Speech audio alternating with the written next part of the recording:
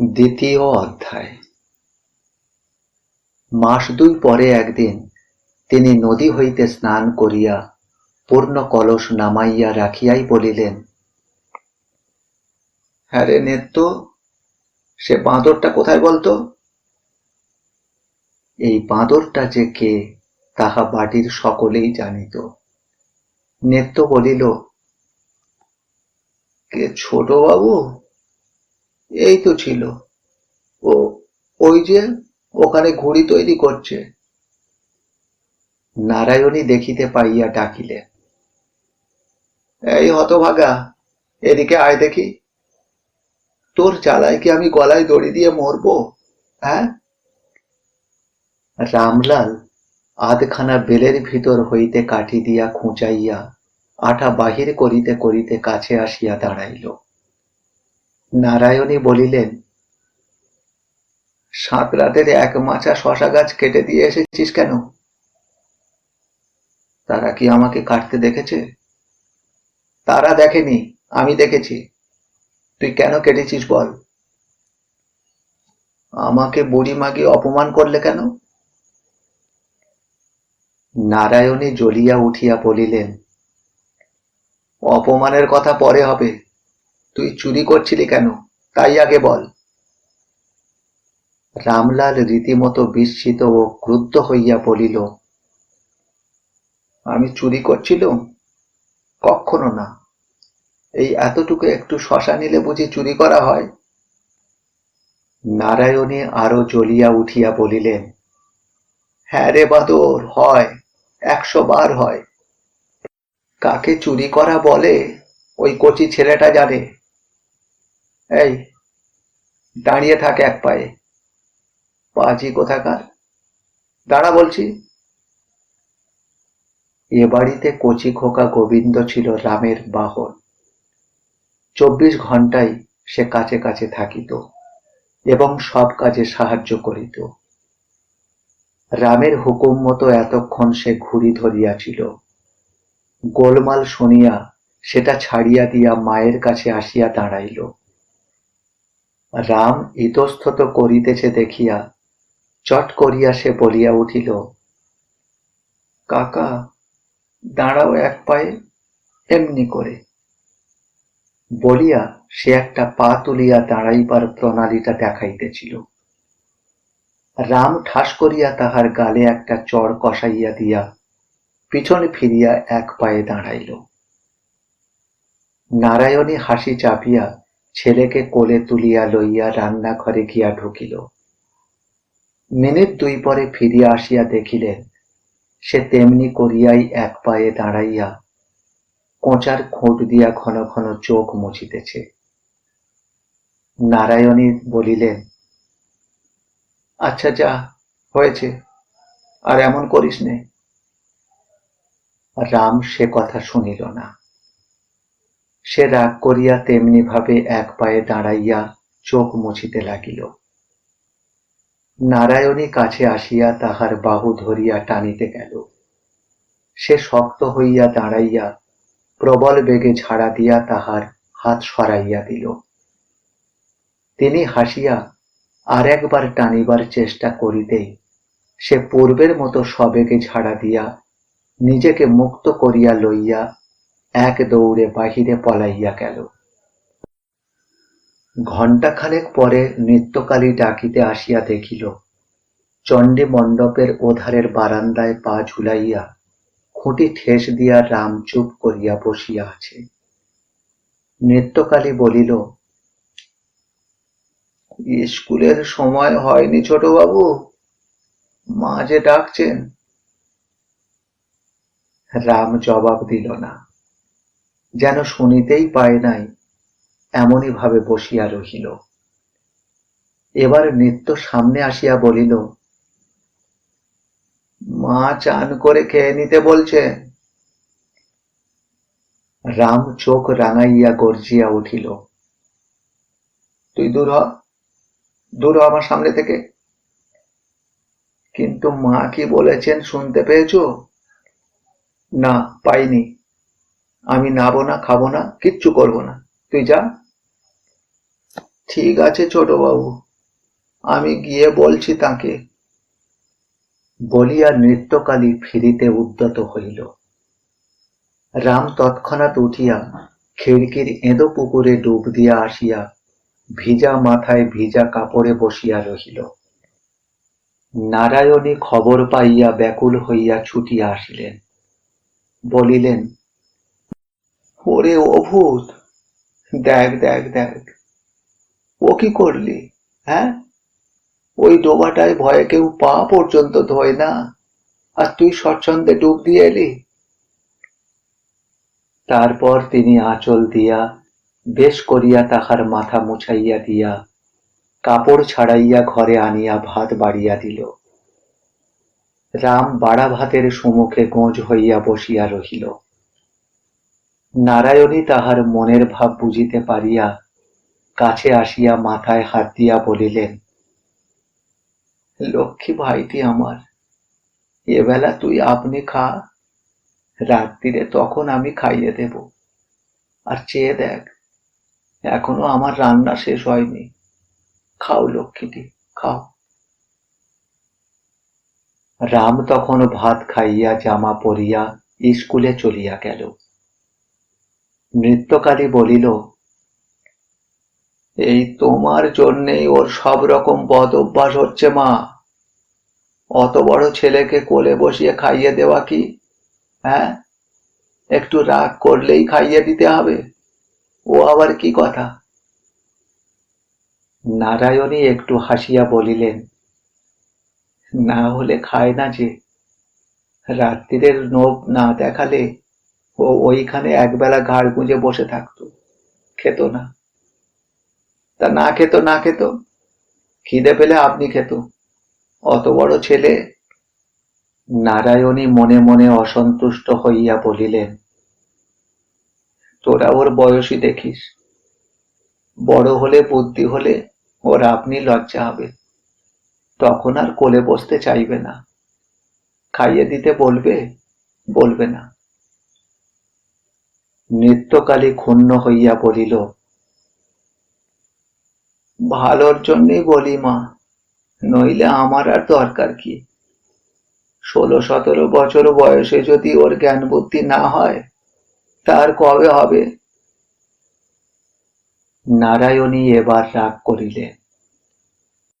জ্ঞান বুদ্ধি সকল মানুষের এক সময়ে হয় না নেত্য, কারো বা 2 বছর আগে, আর কারো বা 2 বছর পরে হয়। আর ভালো হোক না হোক, তোদেরই বা এত দুর্ভাবনা কেন? ওই তোমার দোষ মা, ও যে কিরকম দুষ্টু হয়ে উঠেছে তা তো নিজেও দেখতে পাচ্ছ। পাড়ার লোকে তো বলে ও তোমার আদরেই। পাড়ার লোকে আদরটাই দেখে, শাসনটা দেখে না। কিন্তু তুই তো পাড়ার লোক নস, দেখলি তো সমস্ত সকাল বেলাটা যে এক পায়ে দাঁড়িয়ে কাঁদলে, আর ওই পচা পুকুরে ডুব দিয়ে এলো। এখন ভগবান জানেন জ্বর হবে কি কি হবে। তারপরে কি বলিস ওকে উপোস করিয়ে স্কুলে পাঠিয়ে দিতে? বল, ঘরে বাইরে আমার অত গঞ্জনা সহ্য হয় না নেত্য। বলিতে বলিতে তাহার স্বর রুদ্ধ হইয়া 2 চোখ জলে ভরিয়া আসিল। আঁচল দিয়া তিনি চোখ মুছিলেন। এই কথা লইয়া কাল রাত্রে স্বামীর সঙ্গেও যে সামান্য কলহ হইয়া গিয়াছে, সে কথা নেত্য জানিত না। অত্যন্ত লজ্জিত ও দুঃখিত হইয়া সে বলিল, ও কি মা, কাঁদো কেন? আমি তো মন্দ কথা কিছু বলিনি, লোকে বলে তাই একটু সাবধান করে দেওয়া। নারায়ণী চোখ মুছিয়া বলিলেন, সকল মানুষকে ভগবান একরকম গড়েন না। ও একটু দুষ্টু বলে আমি যার তার কথা চুপ করে সহ্য করি, কিন্তু আদর দেবার খোটা লোকে দেয় কি বলে? তারা কি চায় যে আমি ওকে কেটে নদীর জলে ভাসিয়ে দিয়ে আসি? তাহলেই বোধ করি তাদের মনস্কামনা পূর্ণ হয়। বলিয়া কোনরূপ উত্তরের প্রতীক্ষা মাত্র না করিয়া তিনি দ্রুত পদে চলিয়া গেলেন। এখন নিত্যকালী এতটুকু হইয়া গিয়া মনে মনে বলিতে লাগিলেন, জানি না বাবু, সব বিষয়ে যে মানুষের এত বুদ্ধি, এত ধৈর্য, সে কেন এইটুকু কথা বুঝতে পারে না। আর শাসন তো ভারী। 1 মিনিট এক পায়ে দাঁড়িয়ে কেঁদেছে তো পৃথিবী রসাতলে গেছে। দাদার সহিত বসিয়া আহার করিতে রাম একেবারে পছন্দ করিত না। আজ রাত্রে ইচ্ছা করিয়াই নারায়ণী 2 ভাইয়ের খাবার পাশাপাশি দিয়া অদূরে বসিয়াছিলেন। রাম ঘরে ঢুকিয়াই লাফাইয়া উঠিল, যাও, আমি খাবো না, কিছুতেই খাবো না। নারায়ণী বলিলেন, তবে শুগে যা। তাহার গম্ভীর কণ্ঠস্বরে রামের লাফানি বন্ধ হইল, কিন্তু সে খাইতে বসিল না, চুপ করিয়া দাঁড়াইয়া রহিল। রান্নাঘরে আর একটা দরজা দিয়া শ্যামলাল ঘরে ঢুকিতেই রাম ঝড়ের মতো বাহির হইয়া গেল। শ্যামলাল ধীরে সুস্থে খাইতে বসিয়া বলিলেন, কি হলো, রেমো খেলে না যে? ও আমার সঙ্গে খাবে। আহার শেষ করিয়া শ্যামলাল চলিয়া যাইবা মাত্রই রাম এক মুঠো ছাই লইয়া ঘরে ঢুকিয়া বলিল, আজ আমি কাউকে খেতে দেব না, সকলের পাতে ছাই দিয়ে দেব। দি। নারায়ণী মুখ তুলিয়া বলিলেন, দিয়ে একবার মজা দেখ না। রাম ছাই মুঠা হাতে করিয়া সুর বদলাইয়া বলিল, ভারী মজা। সকালবেলা আমাকে ঠকিয়ে ভাত খাইয়ে দিয়ে আর এখন মজা দেখ না। তা তুই খেলি না কেন? তুমি যে বললে রাত্রিরে, বুড়ো খোকা, পরের হাতে খেতে তোর লজ্জা করে না? কিরে, পরের হাত কোথায়? তুমি যে বললে। নারায়ণী আর তর্ক না করিয়া বলিলেন, আচ্ছা যা, ছাই ফেলে দিয়ে হাতটা ধুয়ে আয়, কিন্তু আর কোনোদিন খেতে চাস। খাওয়ানো তখনও শেষ হয় নাই। নৃত্যকালে বিনা প্রয়োজনে একবার দরজার সম্মুখ দিয়া ভিতরে দৃষ্টি নিক্ষেপ করিয়া ওদিকের বারান্দায় চলিয়া গেল। নারায়ণী দেখিয়া বলিলেন, তা হ্যাঁ রে রাম, কখনো কি একটু শান্ত হবি নে ভাই? ভগবান কি কোনোদিন তোর একটু সুমতি দেবেন না? কিরে, লোকের কথা যে আমি আর সহ্য করতে পারিনি। রাম মুখের ভাত গিলিয়া লইয়া বলিল, কে লোকটা, তার নাম বলো। নারায়ণী নিঃশ্বাস ফেলিয়া বলিলেন, ব্যাস, এখন কে লোক, ওকে নামটা তার বলে দাও। কিন্তু মাস কয়েক পরে সত্যই নারায়ণীর অসহ্য হইয়া উঠিল। তাহার বিধবা মা দিগম্বরী 10 বছরের কন্যা সুরধনীকে লইয়া এতদিন কোনো মতে তাহার ভাইয়ের বাড়িতে দিন কাটাইতেছিলেন। এখন সেই ভাইটি হঠাৎ মৃত্যু হওয়ায় তাহার আর দাঁড়াইবার স্থান রহিল না। নারায়ণী স্বামীকে সম্মত করাইয়া তাহাদিগকে আনাইতে লোক পাঠাইয়া দিলেন। তাহারা আসিলেন এবং আসিয়াই দিগম্বরী মেয়েকে তো ডিঙাইয়া গেলেনই, সেই সুবাদে রামকেও ডিঙাইবার জন্য পা বাড়াইতে লাগিলেন। প্রথম হইতেই তিনি রামকে বিদ্বেষের চোখে দেখিতে লাগিলেন। আজ সকালবেলা রাম 2-3 হাত লম্বা একটা অশ্বত্থ চারা আনিয়া উঠানের মাঝখানে পুঁতিতে আরম্ভ করিয়া দিল। রান্নাঘরের দাওয়ায় বসিয়া দিগম্বরী মালা ঘুরাইতে ঘুরাইতে সমস্ত লক্ষ্য করিয়া তীক্ষ্ণ স্বরে বলিলেন, ওটা কি হচ্ছে রে রাম?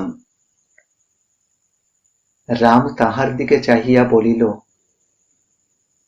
অশ্বত্থ গাছটা বড় হলে বেশ ছায়া হবে গো। মাস্টার মশাই বলেছে অসতের ছায়া খুব ভালো। এই গোবিন্দ, যা তো ঘটি করে জল নিয়ে আয়। ভোলা, মোটা দেখে একটা বাঁশ কেটে আনতো, বেড়া দিতে হবে রে, নইলে গরু বাছুরে খেয়ে ফেলবে। যা। দিগম্বরী হাড়ে হাড়ে চলিয়া গিয়া বলিলেন, কি বললি? উঠানের মাঝখানে অশ্বত্থ গাছ? ছি ছি ছি ছি, এমন ছিষ্টি ছাড়া কাণ্ড কখনো তো বাপের বয়সে দেখিনি বাবা। রাম সে কথায় কর্ণপাত করিল না। গোবিন্দ তাহার সামর্থ্যানুযায়ী একটি ছোট ঘটি করিয়া জল আনিয়া উপস্থিত করিয়াছিল। রাম তাহার হাত হইতে ঘটিটি লইয়া সস্নেহে হাসিয়া বলিল, এইটুকু জল নিয়ে কি হবে রে পাগলা? তুই বরং এখানে দাঁড়া, আমি জল আনি গে। তাহার পর ঘড়া ঘড়া জল ঢালিয়া সমস্ত উঠানটা কাদা করিয়া রাম যখন গাছ পোঁতা শেষ করিয়াছে, তখন নারায়ণী নদী হইতে স্নান করিয়া ফিরিয়া আসিলেন। দিগম্বরী এতক্ষণ তুষের আগুনে দগ্ধ হইতেছিল, কারণ তাহার চোখের সম্মুখেই এই হিতকর বিরাট অনুষ্ঠানটি আরম্ভ হইয়া প্রায় সমাধা হইয়া উঠিয়াছিল। এখন তিনি মেয়েকে দেখিতে পাইয়াই চিৎকার করিয়া উঠিলেন, দেখ নারানী, দেখ, চেয়ে একবার দেখ তোর দেওরের কাণ্ডটা। উঠোনের মাঝখানে অসত্য গাছ পুঁতে বলে কিনা ছায়া হবে, আর ওদিকে চেয়ে দেখ হারামজাদা ভোলার কাণ্ড। একটা আস্ত বাঁশঝাড় কেটে নিয়ে ঢুকছে, বেড়া দেওয়া হবে।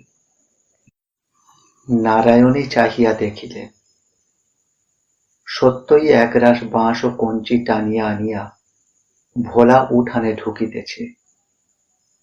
ভোলা রামের প্রায় সমবয়সী। নারায়ণী দেখিয়া হাসিতে লাগিলেন। ওদিকে মায়ের ক্রুদ্ধ ব্যস্ত ভাব, আর এদিকে রামের এই পাগলামি। সমস্ত জিনিসটাই তাহার কাছে পরম হাস্যকর ব্যাপার বলিয়া ঠেকিল। হাসিয়া বলিলেন, উঠানের মাঝখানে অশ্বত্থ গাছ কি হবে রে? হ্যাঁ? রাম আশ্চর্য হইয়া বলিল, কি হবে কি বৌদি? দেখছো না কেমন চমৎকার ঠান্ডা ছায়া হবে বলো তো?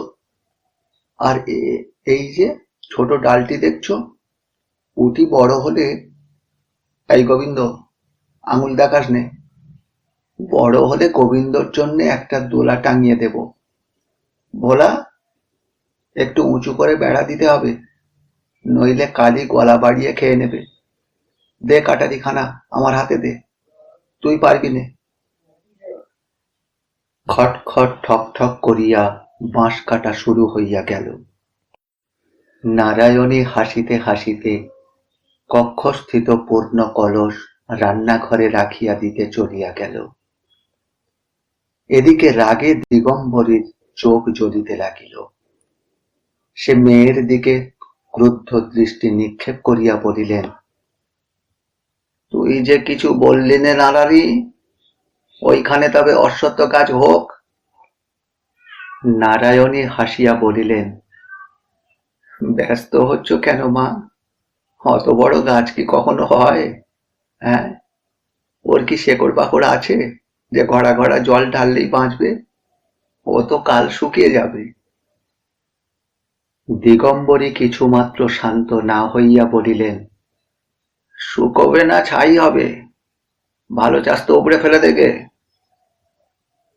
নারায়ণী শঙ্কিত হইয়া বলিলেন, বাপরে, তাহলে আর কারো রক্ষে থাকবে না। কেন, বাড়ি কি ওর একলার? যে মনে করলেই উঠোনের মাঝখানে এক অশ্বত্থ গাছ পুঁতে দেবে? তোরা কি কেউ নস? আমার গোবিন্দ কি কেউ নয়? মা গো মা, অশ্বত্থ গাছের উপরে এসে এবার রাজ্যের কাক চিল শকুনি বাসা করবে, হাড়গোড় ফেলে নোংরা করবে। আমি তো নারানী তালে থাকতে পারবো না। ওকে তোদের এতটা ভয় কিসের জন্যে শুনি? আমার যদি বাড়ি হতো নারানী, তাহলে দেখতুম ও কত বড় বজ্জাত, একদিনে সোজা করে দিত। নারায়ণী মায়ের বুকের ভিতরটা যেন দর্পণের মতো স্পষ্ট দেখিতে পাইলেন। কিছুক্ষণ চুপ করিয়া থাকিয়া জোর করিয়া হাসিয়া বলিলেন, ছেলে মানুষ, ওর এখন বুদ্ধি কি মা? বুদ্ধি থাকলে কেউ কি নিজের উঠোনের অশ্বত্থ গাছ পোঁতে? দুদিন থাক, তারপরে ও আপনি ফেলে দেবে। হুম, ফেলে দেবে? ও কেন দেবে? আমি নিজেই দেব। না মা, ও কাজ করো না, তোমাকে বলছি। ওকে তুমি চেনো না, আমি ছাড়া ওর বড় ভাইও ছুঁতে সাহস করে না মা। আজকের দিনটা যাক। আচ্ছা আচ্ছা, তুই কাপড় ছাড়গে যা। দুপুরবেলা নারায়ণী নিজের ঘরে বসিয়া বালিশের অর সেলাই করিতেছিলেন। নেত্য ছুটিয়া আসিয়া খবর দিল, মা সর্বনাশ হয়েছে মা, দিদিমা সেই ছোটবাবুর গাছ ফেলে দিয়েছে গো। এখন সেই স্কুল থেকে এসে কাউকে তো বাঁচতে দেবে না। নারায়ণী সেলাই ফেলিয়া ছুটিয়া আসিয়া দেখিলেন সত্যই গাছটি নাই।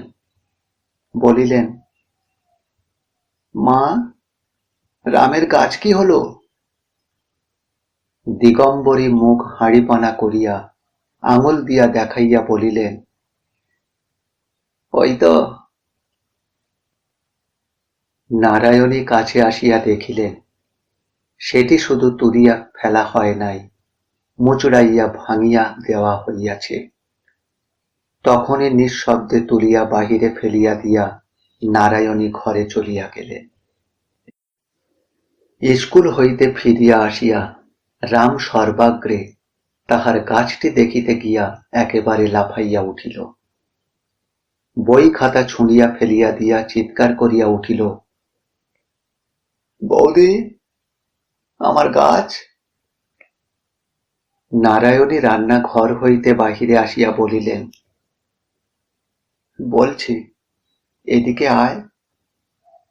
না, যাব না। আমার গাছ কই? আরে বাবা, আয় না বলছি, এদিকে আয়। রাম কাছে আসিতেই তিনি হাত ধরিয়া ঘরে লইয়া গিয়া কোলের উপর বসাইয়া মাথায় মুখে হাত বুলাইয়া বলিলেন, মঙ্গলবারে কি অশ্বত্থ গাছ পুঁততে আছে রে? রাম শান্ত হইয়া জিজ্ঞাসা করিল, কেন, কি হয়? তাহলে বাড়ির বড় বউ মরে যায় যে। হ্যাঁ রে। রাম এক মুহূর্তে ম্লান হইয়া গিয়া বলিল, যা, মিছে কথা। না রে, মিছে কথা নয়, পাঁজিতে লেখা আছে। কই, পাঁজি দেখি। নারায়ণী মনে মনে বিপদগ্রস্ত হইয়া অকস্মাৎ গভীর বিস্ময় প্রকাশ করিয়া বলিলেন, এ মা, তুই কি ছেলে রে? মঙ্গলবার পাঁজির নাম করতেও নেই, তুই দেখবি কি করি? এ কথা যে ভোলাও জানে। আচ্ছা, তাকে ডাক। এখন এত বড় অজ্ঞতা পাছে ভোলার কাছে প্রকাশ হইয়া পড়ে, এই ভয়ে সে তৎক্ষণাৎ অপ্রতিভ হইয়া তাহার দুই বাহু দিয়া মাতৃসমা বড় বধূর গলা জড়াইয়া ধরিয়া বুকের মধ্যে মুখ লুকাইয়া বলিল, এ আমিও জানি, কিন্তু ফেলে দিলে আর দোষ নেই, না বৌদি? নারায়ণী তাহার মাথাটা বুকের মধ্যে চাপিয়া ধরিয়া বলিলেন, না রে, তাহলে আর দোষ নেই। তাহার চোখ দুটি জলে ভরিয়া উঠিল। মৃদু কণ্ঠে বলিল, হ্যাঁ রে রাম, আমি মরে গেলে তুই কি করিস? রাম সবেগে মাথা নাড়িয়া বলিল, যা, বলতে নেই। নারায়ণী অলক্ষ্যে চোখের জল মুছিয়া ফেলিয়া বলিলেন, বুড়ো হলুম, মরব না রে। এবারে রাম পরিহাস বুঝিতে পারিয়া মুখ তুলিয়া সহাস্যে বলিল, তুমি বুঝি বুড়ো? হ্যাঁ, কই, একটিও তো দাঁত পড়েনি, একটিও চুলও পাকেনি। চুল না পাকতেই আমি নদীর জলে একদিন ডুবে মরব রে। দেখিস, নাইতে যাব, আর ফিরে আসবো না। কেন বৌদি, তোর জ্বালায়? আমার মাকে তো তুই দেখতে পারিস নে, দিন রাত শুধু ঝগড়া করিস। সেই দিন তোরা টের পাবি, যেদিন আর ফিরব না। কথাটা রাম বিশ্বাস করিল না বটে, তথাপি মনে মনে শঙ্কিত হইয়া বলিল, আচ্ছা, আমি আর কিচ্ছু বলবো না। কিন্তু ও কেন আমাকে অমন করে বলে বলো? তা বললেই বা, উনি আমার মা, তোরও তো গুরুজন। আমাকে যেমন ভালোবাসিস, ওকেও তেমনি ভালোবাসবি। কিরে, বল, বাসবি? রাম আবার বৌদিদির বুকের মধ্যে মুখ লুকাইল। এইখানে মুখ রাখিয়া সে এই দীর্ঘ 13 বৎসর বাড়িয়া উঠিয়াছে। কেমন করিয়া সে এত বড় মিথ্যা কথা মুখে আনিবে, এ যে তাহার পক্ষে একেবারেই অসাধ্য। নারায়ণী আর্দ্র কণ্ঠে বলিলেন, মুখ লুকালে কি হবে, বল। ঠিক এই সময়ে দিগম্বরী দেখা দিলেন। কণ্ঠস্বরে মধু ঢালিয়া দিয়া বলিলেন, কাজকর্ম নেই নারায়ণী, দেওরকে নিয়ে সোহাগ হচ্ছে, ওদিকে নিজের ছেলেটা যে সারা হয়ে গেল। রাম তৎক্ষণাৎ মুখ তুলিয়া চাহিল। তাহার চোখ দুটা হিংস্র শাবদের ন্যায় জ্বলিয়া উঠিল। নারায়ণী জোর করিয়া তাহার মুখ বুকের উপর টানিয়া লইয়া মাকে বলিলেন, ছেলেটা সারা হয়ে গেল কিসে? কিসে? বেশ। বলিয়াই দিগম্বরী প্রস্থান করিলেন। বানাইয়া বলিবার মতো একটা মিথ্যা কথাও তিনি খুঁজিয়া পাইলেন না। রাম জোর করিয়া মাথা তুলিয়া বলিল, ও ডাইনির আমি গলা টিপে দেব। নারায়ণী তাহার মুখে হাত চাপা দিয়া বলিলেন, চুপ কর, পাজি, মা হয় যে। দিন চারেক পরে একদিন ভাত খাইতে বসিয়া ও আহ করিয়া বার দুই জল খাইয়া রাম ভাতের থালাটা টান মারিয়া ফেলিয়া দিয়া দাঁড়াইয়া উঠিয়া নাচিতে লাগিল। উফ, ও ডাইনি বুড়ির রান্না আমি খাবো না, কখনো খাবো না। আহ, ঝালে মুখ জ্বলে গেল। বৌদি, ও বৌদি। চিৎকার শব্দে নারায়ণী আহ্নিক ফেলিয়া ছুটিয়া আসিয়া পড়িলেন। কি হলো রে? রাম রাগে কাঁদিয়া ফেলিল। আমি কখনো খাবো না, কখনো খাবো না। ওকে দূর করে দাও, ওকে দূর করে দাও বৌদি। বলিতে বলিতে ঝড়ের বেগে সে বাহির হইয়া গেল। নারায়ণী স্তম্ভিত হইয়া কিছুক্ষণ দাঁড়াইয়া থাকিয়া কহিলেন, আচ্ছা মা, আমি তো বারবার বলি তরকারিতে এত ঝাল দিও না। অত ঝাল খাওয়াই এ বাড়ির কারোর অভ্যেস নেই। দিগম্বরী অগ্নিমূর্তি হইয়া বলিলেন, ঝাল আবার কোথায়? ওই দুটো লঙ্কা শুধু গুলে দিয়েছি, এতেই এত কাণ্ড। নাই দিলে মা দুটো লঙ্কা? কেউ যখন খায় না তখন। চুপ কর নারানি, চুপ কর। রান্না আর শিখতে আসিস না আমাকে। হ্যাঁ, চুল পাকালুম এই করে, আর এখন পেটের মেয়ের কাছে রান্না শিখতে হবে। ধিক আমাকে। নারায়ণী আর কোনো কথা না বলিয়া রান্নাঘরে গিয়া নতুন করিয়া রাঁধিবার জোগাড় করিতে লাগিলেন।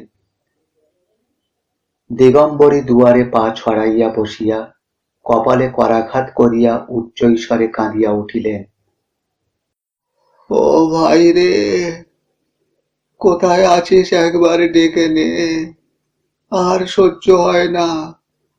যা মুখে আসে আমাকে তাই বলে গাল দেয় রে। আমি বুড়ি, আমি ডাইনি, আমাকে দূর করে দিতে বলে। আমি এমন মেয়ে জামাইয়ের ভাত খেতে এসেছি, আমার গলায় দেবার তড়ি জোটে না। এর চেয়ে পথে ভিক্ষে করা শতগুণে ভালো। কোথায় তুই? আয় রে, আমায় ডেকে নে। সুরো, আয় মা, আমরা যাই। এ বাড়িতে আর জল স্পর্শ করব না। আয়। সুরধ্বনি কাঁদো কাঁদো হইয়া মায়ের কাছে আসিয়া দাঁড়াইয়াছিল।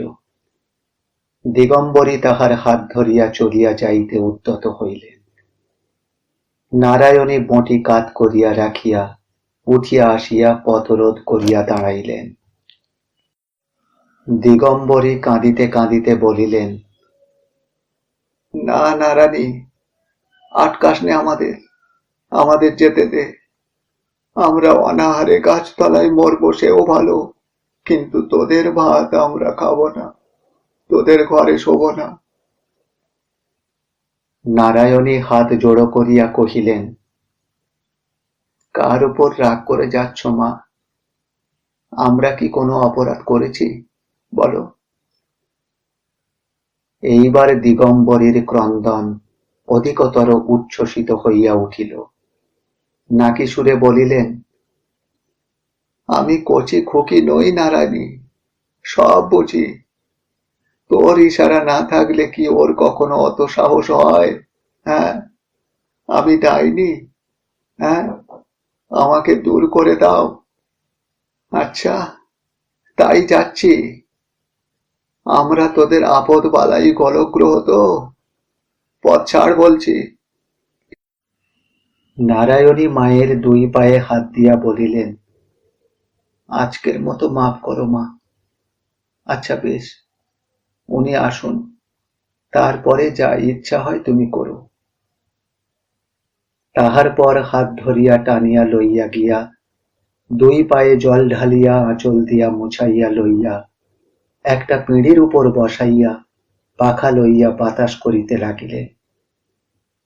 ক্রোধটা তাহার তখনকার মতো শান্ত হইল বটে, কিন্তু দুপুরবেলা শ্যামলাল আহারে বসিতেই তিনি কপাটের অন্তরালে ফোঁপাইয়া কাঁদিয়া উঠিলেন।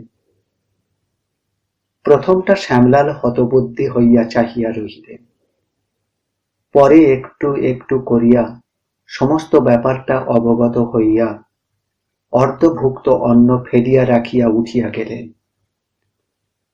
নারায়ণী বুঝিলেন এ রাগ কাহার উপরে। নৃত্যকালী সহ্য করিতে পারিল না। বাড়ির মধ্যে সে ছিল স্পষ্টবাদিনী।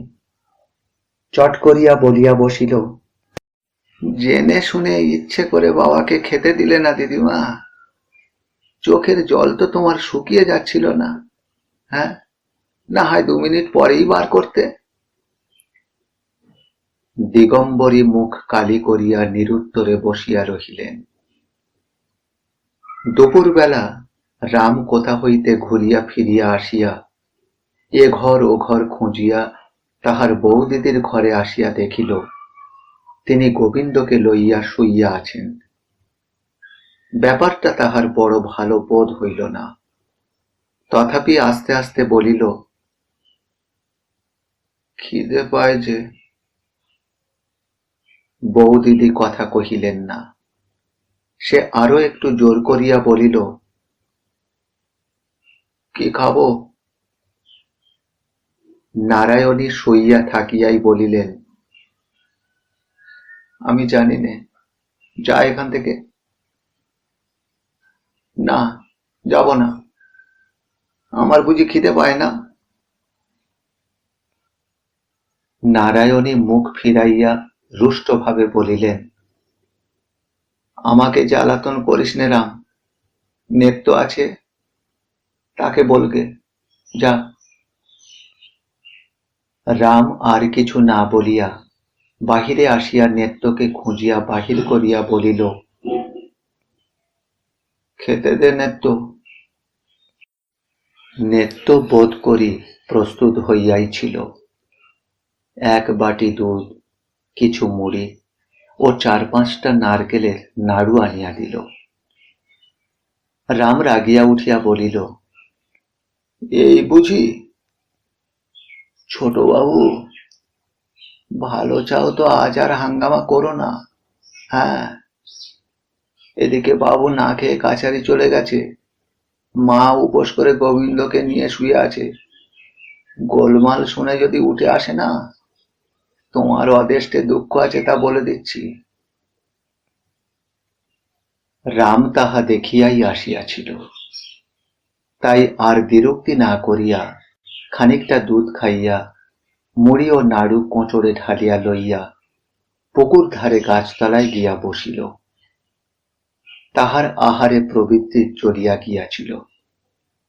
বৌদি উপোস করিয়া আছে। সে অন্য মনস্ক হইয়া মুড়ি চিবাইতে চিবাইতে ভাবিতে লাগিল, তাহার মুনি ঋষিদের মতো কোনো একটা মন্ত্র জানা থাকিলে আজ এইখানে বসিয়াই সে বৌদির পেট ভরাইয়া দিত। কিন্তু মন্ত্র না জানিয়া কি উপায়ে যে কি করা যায়, ইহা সে কোনো মতেই স্থির করিতে পারিল না। আবার ফিরিয়া গিয়া তাহাকে খাইবার জন্য অনুরোধ করিতে তাহার লজ্জা বোধ করিতে লাগিল। আর তাছাড়া দাদাও যে খায়নি, অনুরোধ করিলেই বা কি হইবে? সে কোঁচড় হইতে মুড়ি প্রভৃতি জলের উপর ছড়াইয়া ফেলিয়া দিয়া ঘুরিয়া বেড়াইতে লাগিল। কেবলই মনে হইতে লাগিল, বৌদি উপোস করিয়া আছে। কথাটা সে মনে মনে যত রকম করিয়াই আবৃত্তি করিল, ততবারই তাহার মনের মধ্যে ছুঁচ ফুটিল।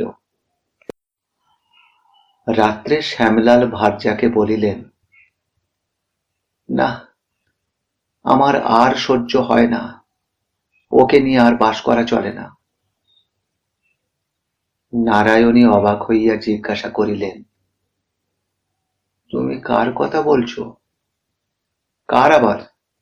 ওই রামের কথা? তোমার মা তো আমাকে 4-5 দিন ধরে ক্রমাগত বলছেন, রাম ওকে না হোক অপমান করছে। দেখি, ভাবছি 5 জন ভদ্রলোক ডেকে বিষয় আসল সমস্ত ভাগ করে ওকে আলাদা করে দেব। আমি আর পারিনি। নারায়ণী স্তম্ভিত হইয়া ক্ষণকাল বসিয়া থাকিয়া বলিলেন, তুমি রামকে আলাদা করে দেবে? ও কথা মুখেও এনো না। ও দুধের ছেলে, বিষয় আশয় নিয়ে ও কি করবে শুনি, বলো? দুধের ছেলেই বটে, আর ওর বিষয় সম্পত্তি নিয়ে ও কি করবে সে ওই জানে। না গো, ও জানে না, আমি জানি। কিন্তু মা বুঝি তোমাকে 4-5 দিন ধরে ক্রমাগত ওই কথা বলে বেড়াচ্ছে। শ্যামলাল একটু অপ্রতিভ হইয়া ইতস্তত করিয়া বলিলেন, না, উনি কিছুই বলেন না? লোকেরও তো চোখ আছে গো, নাকি? আমি নিজেকে কিছুই দেখতে পাই নে, তাই তুমি মনে করো? না না, আমি তা মনে করিনি।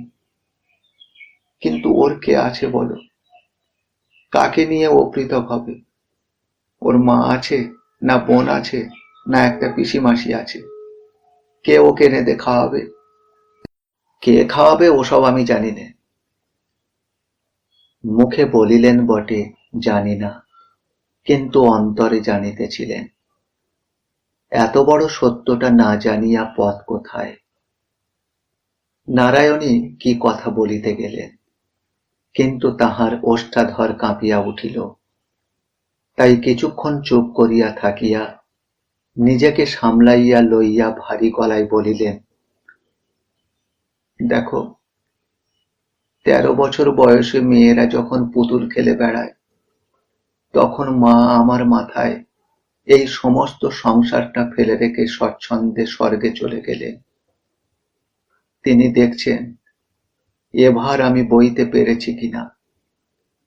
রেঁধেছি, বেড়েছি, ছেলে মানুষ করেছি, লোক লৌকতা, কুটুম্ব সংসার সমস্তই এই একটা মাথায় বয়ে আজ 26 বছরের আধবুড়ো মাগী হয়েছি। এখন আমার ঘরকন্নার মধ্যে যদি হাত দিতে এসো, সত্যি বলছি তোমাকে, আমি নদীতে ডুব দিয়ে মরব। তখন না হয় আর একটা বিয়ে করে রামকে আলাদা করে দিয়ে যেমন ইচ্ছে তেমনি করে সংসার করো। আমি দেখতেও যাব না, বলতেও যাব না, কিন্তু এখন নয়। শ্যামলাল মনে মনে স্ত্রীকে ভয় করিতেন, আর কথা কহিলেন না। কথাটা এইখানি সে রাত্রে বন্ধ হইয়া রহিল। পরদিন নারায়ণী রামকে কাছে বসাইয়া গভীর স্নেহে গায়ে হাত বুলাইয়া বলিলেন, রাম, তোর আর এখানে থেকে কাজ নেই ভাই। তুই আলাদা কোথাও থাকবে যা। পারবি না থাকতে? রাম তৎক্ষণাৎ সম্মত হইয়া একগাল হাসিয়া বলিল, পারবো বৌদি, খুব পারবো। তুমি, আমি, গোবিন্দ আর ভোলা। কবে যাওয়া হবে বৌদি? নারায়ণে নিরুত্তর হইয়া রহিলেন। ইহার পরে যে কি বলিবেন তিনি, কিন্তু রাম আর কথা থামিতে দিল না। সে উৎসাহিত হইয়া উঠিয়াছিল, আবার বলিল, কবে যাবে বৌদি? তিনি সে কথার উত্তরে তাহার মুখটা বুকের উপর টানিয়া লইয়া বলিলেন, তোর বৌদিকে ছেড়ে একলা থাকতে পারবি নে? রাম তৎক্ষণাৎ মাথা নাড়িয়া বলিল, না। আর বৌদি যদি মরে যায়? যা, যা নয় রে। এখন বৌদির কথা তো শুনিস নে, তখন দেখতে পাবি। রাম প্রতিবাদ করিয়া বলিল, কখন তোমার কথা শুনিলে বলো? তুই কখন শুনিস বল? কতদিন বলেছি আমার মাকে তুই অপমান করিস নে, তবু তুই তাকে অপমান করতে ছাড়বি নে। কালও করেছিস। এইবার আমি যেদিকে দু চোখ যায় চলে যাব, বুঝলি? আমিও সঙ্গে যাব। তুই কি টের পাবি আমি কখন যাব? আমি তো লুকিয়ে চলে যাব। আর গোবিন্দ, সে তোর কাছে থাকবে, তুই ওকে মানুষ করবি। না বৌদি, আমি পারবো না। তোকে পারতেই হবে রে। তখন রাম সমস্ত কথাটা অবিশ্বাস করিয়া হো হো করিয়া হাসিয়া বলিল, তোমার সব মিছে কথা বৌদি, তুমি কোথাও যাবে না। মিছে নয়, সত্যি রে। দেখিস আমি চলে যাব। রাম অনুতপ্ত হইয়া বলিল, আচ্ছা বেশ, আর যদি তোমার সব কথা শুনি তাহলে? তাহলে যাব না। হ্যাঁ রে, তোকেও আর গোবিন্দকে মানুষ করতে হবে না। রাম খুশি হইয়া বলিল, আচ্ছা, আজ থেকে তুমি দেখো